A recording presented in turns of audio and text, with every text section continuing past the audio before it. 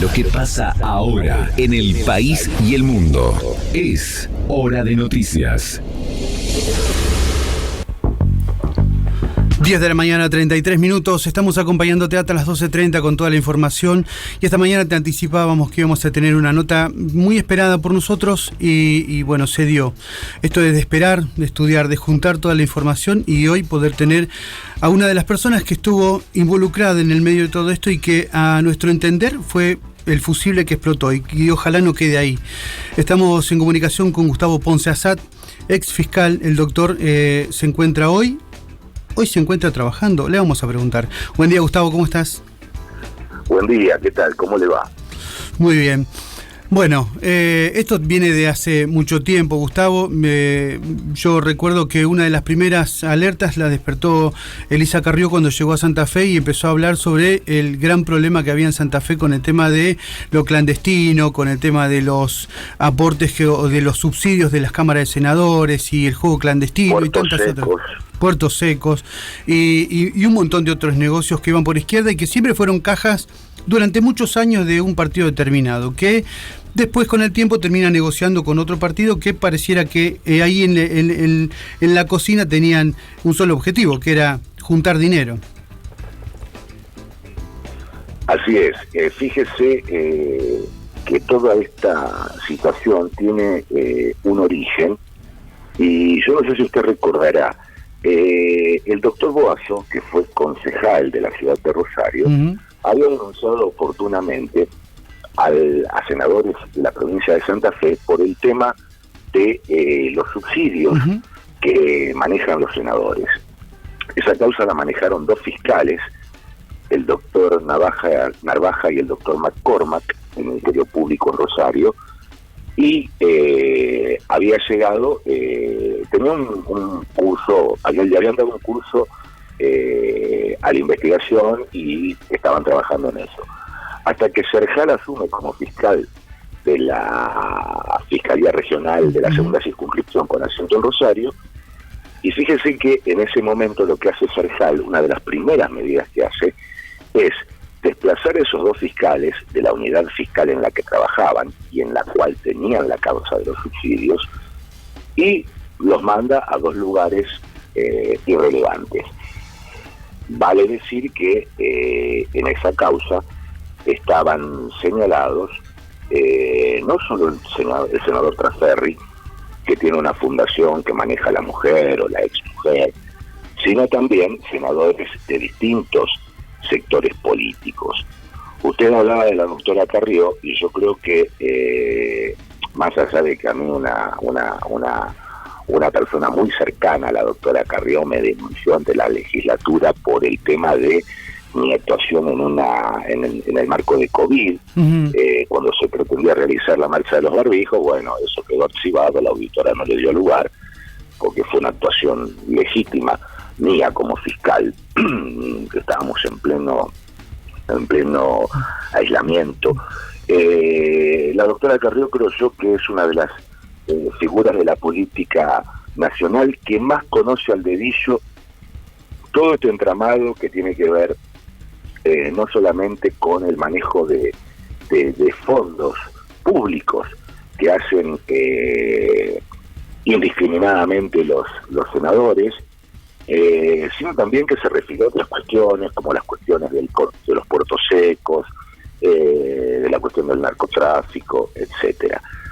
Y en toda esta cuestión que derivó oportunamente en una serie de medidas judiciales que arrancaron con un allanamiento en mi residencia en Rosario sobre Oroño, mi llamado a imputativa, en la cual yo quedé privado de mi libertad por el plazo de ley un 4 de agosto del 2020. Yo recibí una condena, me hice cargo de lo mío, tomé la decisión de colaborar con la justicia tal cual lo había adelantado, y en el medio de todo eso, estando yo privado de mi libertad, yo había pedido que se me apartara provisoriamente del cargo. ¿Por qué? Porque consideré que tras el allanamiento a mi residencia, yo no podía trabajar como fiscal siendo que estaba siendo investigado. Tomé esa decisión y la tomé en el mismo marco del allanamiento. Hice una nota de mi puño y letra que se le entregué a la auditora que estaba encabezando junto a la fiscal Caulitzil el allanamiento. Por supuesto que en el allanamiento a mí no me encontraron absolutamente nada. Pero bien, después entre gallos y medianoche la legislatura, yo tenía una suspensión provisoria por 6 meses con la mitad de mi sueldo. Esto iba desde agosto a enero, de agosto del 2020 a enero del 2021. Y entre gallos y medianoche, la vicegobernadora convoca a la Asamblea Legislativa y me remueven del cargo en octubre, de un modo arbitrario, ilegal, inconstitucional, porque ni siquiera me permitieron el derecho de defensa. Mi abogado en Santa Fe, en la Comisión de Acuerdos, no le daban acceso a los actuados. Esto es una barbaridad. Y a mí me remueven en virtud de una ley, que es la ley Trasferri, en virtud de la cual el Senado, porque esto lo produjo el Senado en su momento, se apropió del régimen disciplinario de los fiscales, soslayando el respeto a la división de poderes. Claro, división de poderes cero. De manejar, apretar o disciplinar, si se quiere, a los fiscales en relación a la investigación de determinadas causas. Por eso yo digo que la causa de los subsidios de los senadores es uno de los antecedentes de todo esto. Esto fue armado con una mecánica muy precisa por el Senado de la provincia. El mismo Senado que abroqueló al senador Trasferri e impidió que el senador Trasferri pueda rendir cuentas ante la justicia, lo cual es una locura.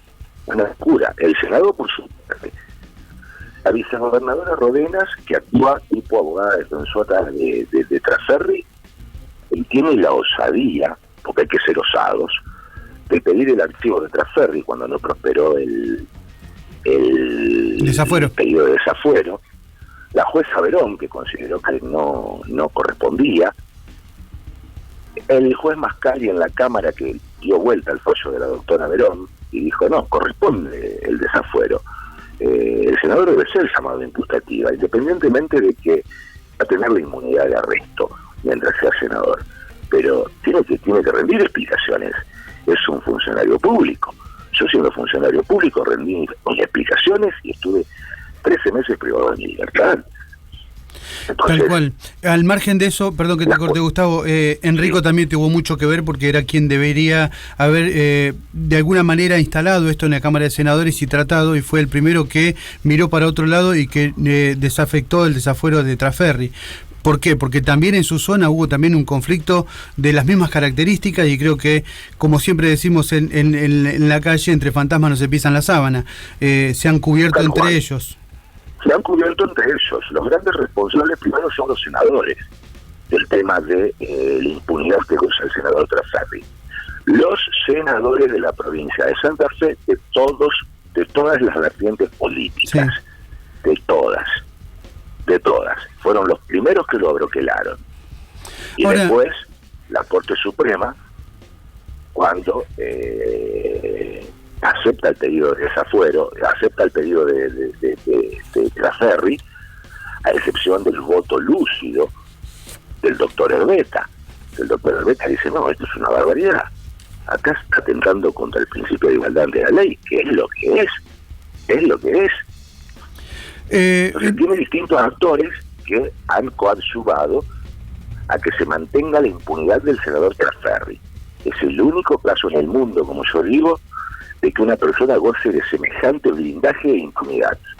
Lo que pasa, Gustavo, que ¿sabe cuál es el gran problema que tenemos en esto? Y creo que la gente lo desconoce, o por ahí siempre decimos nosotros acá en el medio, cuando vamos buscando información, digo, la gente conoce solamente el 5 o el 10% de todo lo que pasa, lamentablemente. Pero cuando uno observa estas movidas, y cuando vos escuchás a veces off the record, o cuando te vas enterando, o cuando convivís en cierta forma, cuando viene un senado y te dice, no, porque el fiscal general es nuestro, no, porque lo pusimos pusimos nosotros. No, porque esta fiscal la manejamos nosotros. O se alinearon los planetas cuando manejan la política, la justicia y la policía. Digo, todo este tipo de cosas hace este caldo de cultivo que le permiten esta impunidad, como le pasó a Traferri, al hecho de que el recurso ese que aplicaron cuando estaba en plena campaña, que era para poder llegar tranquilo a las elecciones y que nadie los toque y frizar todo, y terminó pagando los fusibles de la justicia, que son los que ellos siempre se regodean. Es así, fíjese usted que en plena campaña, como usted lo dice, esto fue en la campaña electoral en virtud de la cual resultó electo el gobernador Perotti, el actual gobernador, la vicegobernadora de Santa Fe, que era diputada nacional, la doctora Rodenas. Sí. La misma doctora que salió en una foto en las islas en un allanamiento. Exactamente, esa era diputada nacional y entorpeciendo un procedimiento judicial se constituyó en la isla, en un rancho de la isla, rancho de su propiedad, donde en esa propiedad lo buscaban al señor Alvarado, y incluso en las actas procedimentales hubo cuestiones que no se consignaron, como el hallazgo de armas de fuego, más allá de las apretadas que hizo la doctora Rodenas a la jueza asignante de la orden de allanamiento y al fiscal regional de entonces, amenazando con que iban a robar cabezas, que cómo se le allanaba su propiedad. Y doctora Rodenas se le allanaba su propiedad porque testigos en la causa de Alvarado decían que ahí estaba Alvarado y que esa casa era de Alvarado. Es usted la que tiene que explicar, me refiero a Rodenas, cómo compró la casa, a quién se la compró, porque tengan en cuenta usted que la doctora Rodenas, creación política del senador Traferri, fue jueza de instrucción muchísimo tiempo, y nosotros, porque yo vengo de carrera, sabíamos cosas de la actuación de Rodenas. Yo le voy a decir una sola nomás, porque se hizo toda su campaña en base al trabajo impecable que había hecho como jueza, que había luchado contra el narcotráfico. ¿Sabe que iba a trabajar la doctora Rodenas? Si esto lo puede atestiguar todo el tribunal. 1:20, pasadas 12:30 del mediodía. Y usted sabe que el horario tribunalicio es de 7:15 a 12:45. Entonces mintió hasta en su campaña electoral, en la que también, porque yo creo que si hay mujeres osadas de Santa Fe, el título se lo llevó a la doctora Rodenas. ¿Usted recuerda que hizo la campaña política dentro de los pasillos del Tribunal de Rosario? Sí. ¿Recuerda eso? Que estaba vestida con pantalones, me acuerdo. Y que era la gran luchadora contra el narcotráfico. ¿Cuántas causas se escaparon en ese juzgado? Esto a raíz de crónicas que yo voy leyendo, declaraciones que han hecho funcionarios actuales. Entonces, ¿qué está pasando en Santa Fe? Gustavo, es una locura. Y digo, el gobernador, ¿qué dice de su compañera de binomio, que es la pata suya en el Senado de la provincia? Sí, yo creo que mucho no puede decir. La verdad, Perotti, nosotros entendemos de que está anestesiado, que todavía no arrancó porque hasta ahora, desde que arrancó su gestión, tuvo esos vaivenes entre el Estado Nacional, entre el gobierno nacional y tratando de sostener a un presidente en el cual descuidó la provincia. Y hoy pasaron ya casi 3 años y chirola y todavía no tenemos los cambios que se necesitan para que Santa Fe funcione. Es lamentable, o sea que ha perdido el hilo de la atención en todo el aspecto político y no ha cumplido absolutamente nada de todo eso, y más aún teniendo y sosteniendo a quienes de alguna manera le patearon en contra, por así decirlo, porque recordemos que cuando asume Perotti pidió a todo el bloque justicialista que no voten el presupuesto y se lo terminaron votando por la sociedad que tenían con el socialismo, pares de él de justicialismo. Digo, ahí marcó el quiebre que había dentro de la hegemonía de este gobierno, y de ahí en más, Rodenas hizo la suya, él hizo lo que pudo y los senadores siguieron divirtiéndose con la nuestra, porque es impresionante lo que se mueve, lo que se esconde y la falta de control que hay. No hay transparencia y eso es lo que realmente nos afecta y mucho a todos. Tal cual. Fíjese la campaña electoral de Perotti. Esto no lo digo yo, lo ha dicho un integrante de la causa, Leonardo Peiti, diciendo que él debutó para la campaña electoral de Perotti vía Traferri con un monto en dólares que se aproxima a los $500.000, si yo mal no recuerdo. Fíjese usted, gravísimo. Es tremendo el tema. Porque de ¿dónde está el control que se hace? Yo vi Derecho Político en la Facultad de Derecho. ¿Dónde está el control que se debe hacer sobre el tema de los recursos que reciben los partidos políticos? Acá hay una ley de partidos políticos. Sí. Y hay un control. Y viva la Pepa. Pero, a ver, Gustavo, del momento... El mismo Peiti dijo que aportó Bioferri tanta plata para la campaña de Perotti y Rodenas. Uh-huh. Por algo Scataglini se comunicó con Peiti. ¿Cómo?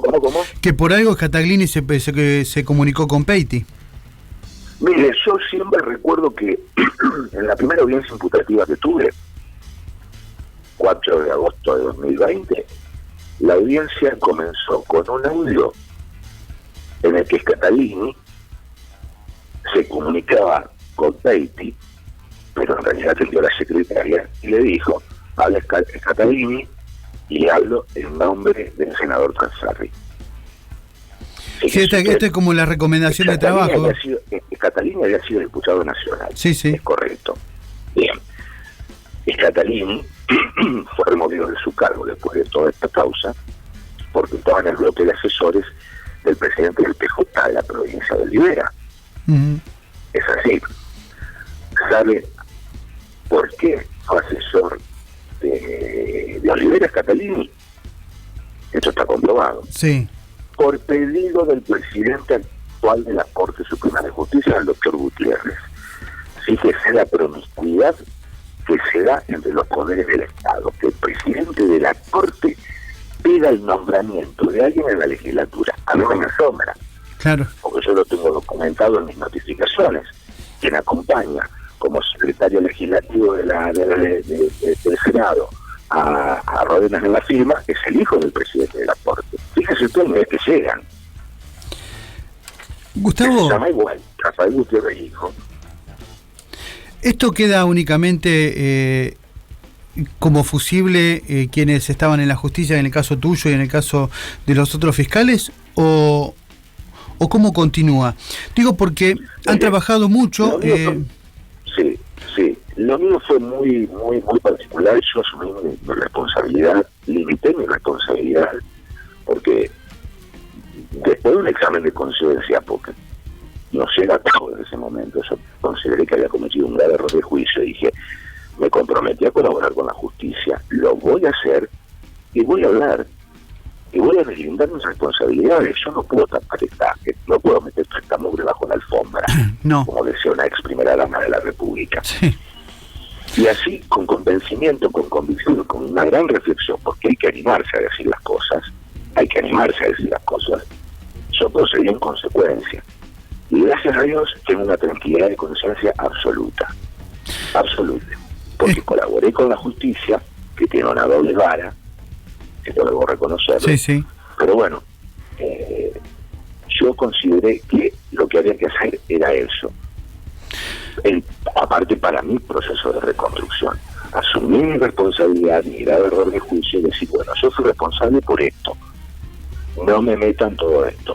Yo, por ejemplo, cuando empezó la causa que decían que un fiscal había filtrado los datos a los grupos narcos, sí, le dije: no, un momentito, a mí no me embarren con eso, porque yo no tengo nada que ver con el narcotráfico, absolutamente nada. El que filtró información a sectores vinculados al narco fue un dependiente mío, Ugolini, sí, que venía de Venado Tuerto, Nelson. Una situación bastante desprolija que yo la desconocí hasta el momento que fue privado de mi libertad. Y a mí Ugolini me lo puso en mi unidad fiscal el doctor Serjal.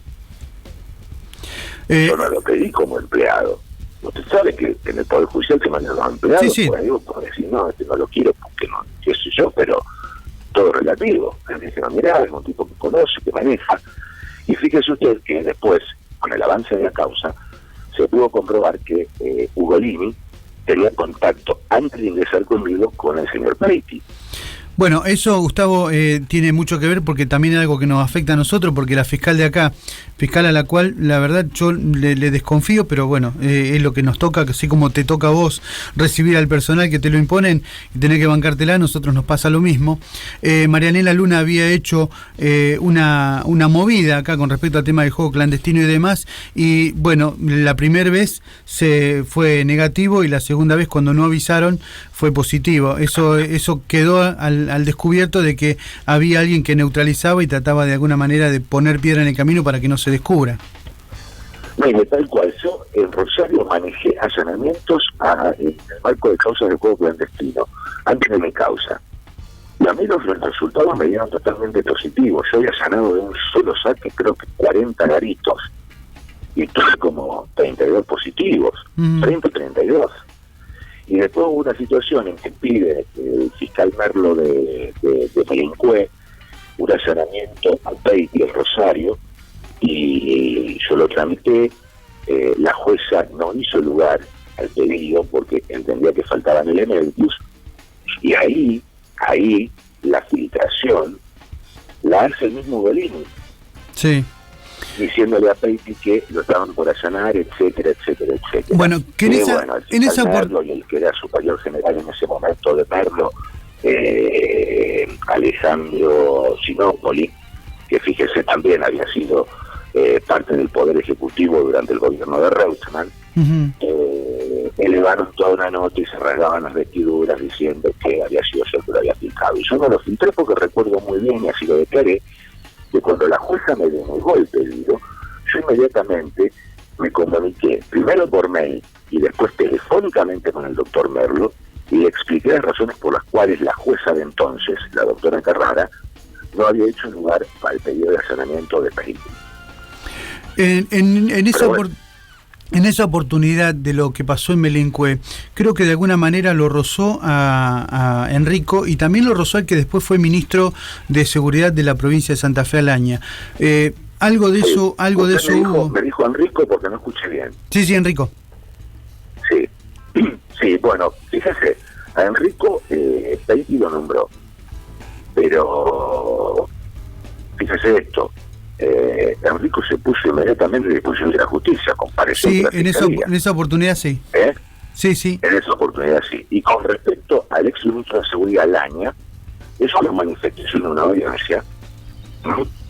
¿Por qué? Porque me constaba por dichos de que había habido una reunión con un juez en Venado Tuerto y que esa reunión la habían logrado 3 abogados de Rosario, entre los que están el doctor Tortajada, ya me voy a acordar el nombre del otro abogado, Valeria Previa, por intermedio de Laña, que había sido diputado. Estaba en el llano en ese momento. Sí. Cuando yo lo nombré en una audiencia, había sido ya designado ministro de Seguridad como sucesor del doctor Saín. Y aún así siguió. Yo lo nombré porque a mí me consta, y así mismo el gobernador Perotti lo mantuvo en el cargo, bueno, hasta que son las cosas, todo el cargo hace muy poco. Son las cosas que no se entienden. Sí, y lo tuvo que sacar por una presión social, por la cantidad de muertos que tiene la ciudad de Rosario, producto de todo este caldo de cultivo que se va generando, porque convengamos que todo este dinero todo este dinero que se llevan las cajas negras para la política, que después queda recortada seguridad, queda recortada educación, queda recortada producción, es lo que genera todo este caldo de cultivo que hoy lamentablemente está viviendo Rosario. Fíjese una cosa, digo, si los senadores dejaran de manejar esas cajas que manejan, esas cajas fueran a promoción de derechos, a contención social, a seguridad. Usted sabe la plata que hablamos que manejan 19 señores del Senado de la provincia. Sí, y ¿sabés cuál es la otra, Gustavo? Que no hay control de eso, porque no hay control de nada, porque fíjese que los controles que se hacen sobre los subsidios, esto más o menos uno lo conoce a raíz de la causa judicial que trabajó la Fiscalía en Rosario, que bueno, después quedó en la nada cuando asumió Serjay. Los controles los senadores decían, no, está todo bien, es todo legal, porque aparte fue auditado por el mismo Senado y tiene la firma del secretario administrativo. De Bermúdez. De la mano. Sí. Porque tendría que haber una auditoría externa al respecto. Son fondos públicos. Mira, yo te voy a contar una experiencia de los senadores acá, o por lo menos el del sur de Santa Fe. Te trae un subsidio, cuando es subsidio se firma el subsidio y ya está. Bueno, acá te piden facturas por el monto del subsidio y después vuelven a pasarla como gasto. Digo, ese tipo de maniobras es de público conocimiento y nunca se ha hecho nada, pero ni siquiera del arco opositor, ni siquiera... Por eso digo que muchas veces esta historia que la política maneja es como el chinchón, mientras uno roba el otro espera. Entonces estamos permanentemente en esa vuelta. Tal cual. La política en Santa Fe tiene un déficit de calidad institucional que es asombroso y alarmante. Asombroso y alarmante. Gustavo, ¿crees que se va...? La con la que se manejan tanto la legislatura como la justicia. La legislatura, por ejemplo, en el tema de los juicios disciplinarios, con esta apropiación que hizo el Senado a raíz de la ley Trasardi para secar a los fiscales que investigan poder o causas sensibles. La justicia, con su doble vara, hay un camarista icónico en Rosario, que fue el camarista que siempre intervino en la audiencia de juegos clandestinos, el doctor Saulet, que fíjese, durante este proceso yo pedía la modificación de mi cautelar, mis abogados no pedían, y a mí me decían, no. A Cerezal no solamente se la dio, sino que hasta le dio la libertad. Cuando yo estaba, la requisitoria de elevación a juicio, le habían pedido 14 años de prisión para Cerezal. Me refiero al doctor Saulet, camarista de Rosario. Fíjese la doble vara. Un camarista que antes de resolver hace un corte intermedio. Como yo digo, ¿a quién llama por teléfono? Claro. ¿O qué instrucción necesita? Sí. Porque si no, solo que vos tomes el plazo de ley y digas, bien, presentas la audiencia, me voy a tomar el plazo de ley para expedirme. Claro que te llama un corte intermedio para expedirse oralmente en la audiencia pública y se tome 40 minutos o una hora. A mí me sucedió. Yo lo conozco muy bien al tema. Entonces hay doble vara por lo que te guste. Lamentablemente... Pero acá, el Senado de la provincia, la verdad es que entrar en la calidad institucional es totalmente objetable. Y atraviesa a todo el arco político, lo que usted recién decía, a todo el arco político. O sea, es increíble. Yo quisiera saber cómo van a afrontar las elecciones del próximo año. No, va a ser tremendo. Esto va a ser así como decimos en la calle, una carnicería. Lamentablemente la política en Santa Fe es una picadora de humanos que lamentablemente es eso, no te cabe otra. Gustavo, yo te quiero agradecer muchísimo estos minutos. Vamos a tener más charlas, de acá te queda la puerta abierta para cuando vos consideres. Pero en tu lugar, una persona que está ordenada, que ha estudiado mucho, que hoy no tiene el título, que no puede trabajar, y el hacer esta resiliencia, el hacer esta historia de dar vuelta la historia y tratar de poner las cosas donde hay que ponerlas, yo realmente lo valoro y mucho por el hecho de que otra persona en tu posición tranquilamente hubiese agarrado por Ezeiza y se hubiese ido a buscar un mejor lugar en el mundo para poder vivir, y te quedaste a pelearle, te quedaste a decir la verdad y te quedaste a poner las cosas en donde hay que ponerlas. Esto se valora mucho y ojalá el pueblo santafesino empiece a prestar atención y a escuchar todas las campanas, porque creo que es lo que debemos hacer como ciudadanos y debemos imponernos ante tanto atropello de parte de la política que día a día nos está secando y mucho. Yo te agradezco tus palabras. Vos fíjate que vos dijiste que yo no puedo trabajar, y efectivamente porque también el colegio de abogados de la tercera circunscripción me notificó que hasta que no se cumpliera el vencimiento de mi condena yo no podía trabajar, esto es hasta el año que viene. Y vos sabés que yo a raíz de toda esta situación, yo dejé de usar redes sociales. Ya empecé a usar hace muy poco. Y con respecto a esa cuestión, por ejemplo, de que no puedo trabajar, me sorprendí cuando volví a usar Twitter, porque hubo un fiscal en Rosario, un fiscal que yo recuerdo que había un pedido de investigación de Estados Unidos, que no sé en qué quedó, pero sería bueno que el Ministerio Público de la segunda circunscripción se caiga, y opinaba sobre el tema de mi matriculación. Digo, ya tanto tiempo tiene este fiscal o para andar tuiteando con todos los pasos que hay para trabajar en Santa Fe, porque yo, en Rosario, perdón, porque yo mientras fui funcionario, yo Twitter no lo abrí nunca más. Sí, pero aparte no es el ámbito. Más. No es el ámbito. No es el ámbito pedir esto en una red social. Me refiero con un nombre con nombre y apellido. Me refiero a el fiscal Dalmau. El fiscal Dalmau, un fiscal que venía de la policía y que fue nombrado fiscal en la primera etapa del Ministerio Público de la Acusación. En el primer llamado concurso. Sobre eso recuerdo que había un pedido de investigación que venía de Estados Unidos y nunca se supo más nada. De Estados Unidos venía. Sí, sí. La estaba viniendo de una jurisdicción cercana. No, de Estados Unidos. Nunca se supo, nunca se dijo nada sobre el tema de Dalmau. Nunca. El Ministerio Público nunca dijo nada. Eso se tapó. ¿Y sabés cuántas cosas se taparon? ¿Cuántas cosas se han tapado? Salía a hablar, a opinar sobre el tema de psicografía mismo para poner en matrícula, porque no se podían trabajar, porque yo he sido fiscal y no me alcanzaba las 24 horas del día. Le vuelvo a decir, yo cometí un gravísimo error de juicio a los 50 años, pero yo durante mi laburo como fiscal, yo laburaba las 24 horas, atendía el teléfono a todo el mundo, recibía a la gente, y yo tuve cosas importantes que las desarrollé con total probidad, en el marco de la legalidad. Por supuesto, lástima este gravísimo error de juicio que yo cometí a los 50 años, y por hacer la vista gorda y tapar la política. Claro. Gustavo, te agradecemos muchísimo estos minutos que nos brindaste. Vamos a seguir en contacto y valoramos mucho lo que estás haciendo. Yo les agradezco muchísimo a ustedes la posibilidad de poder expresarme. Yo estoy muy silenciado, así que a disposición siempre, y ojalá se pueda cumplir la premisa preambular de la Constitución Argentina, que es afianzar la justicia. Esto no va a ocurrir mientras sigan abroquelando al senador Trasardi, mientras hagan la vista gorda con el tema de la vicegobernadora, mientras no se investigue bien todo, porque acá ha sido muy placerizado todo.